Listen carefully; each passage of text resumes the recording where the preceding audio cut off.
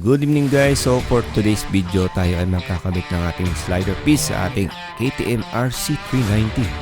Ayan, at kakabit natin to guys kasi para maiwasan yung pagkadamage ng ating motor pag ito ay natumba.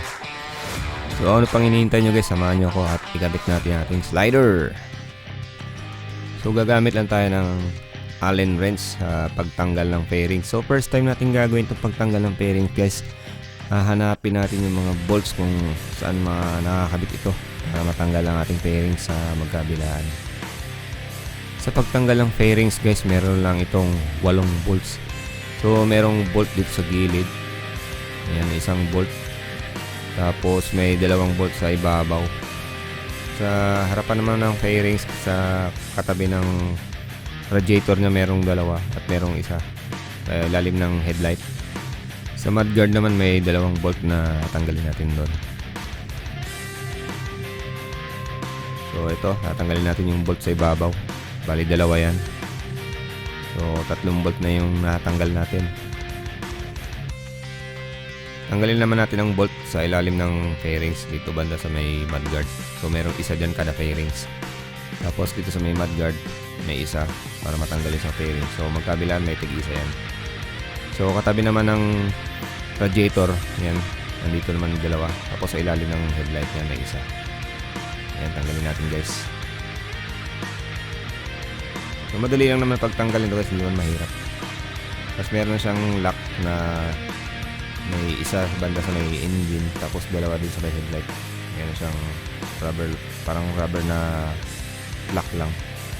So yan guys, natanggalan natin guys sa first time success. Ayan. So medyo may kabigatan pala itong fairings na to. Matibay yung fairings na, maganda.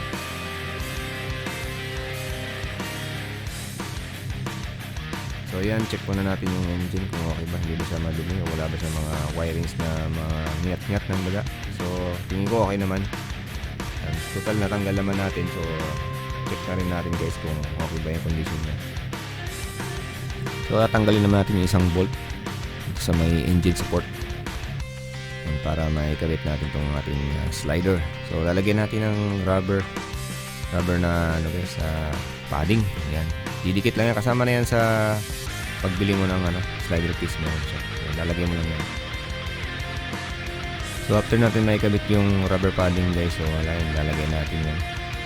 Kabit natin yung 3 bolt lang to guys, na may isang maliit at isa dun sa may engine support. Ayan.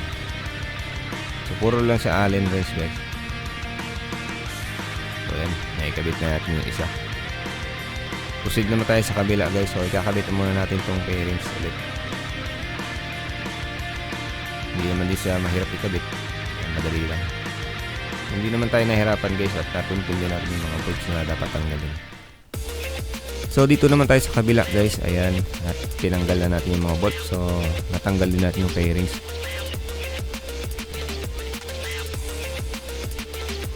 So yan, tatanggalin natin yung bolt dito sa may engine support para mailagay natin yung slider piece dito naman sa left side banda. Ayan, pinalitan natin yung bolt. Kasama na yan guys, ang mga bolt na kasama yan sa pagbili mo ng slider piece. Meron siyang mga bolt na kasama. So yan guys, at nailagay na natin guys. So check na lang natin, tapos higpitan natin guys kung okay ba yung pagkalagay niya. Maglagay tayo nito guys para maiwasan yung pagka-damage ng ating motor, lalo na sa mga fairings tapos yung engine. So dagdag protection din dito guys pag tayo ay natumba. Sa pag-ihigpit ng mga bolt guys, at maganda rin gumamit ng torque wrench kung meron tayo. So ayan, meron tayong torque wrench pero malaki kasi, kaya pihit-pihit na lang, so tansado lang.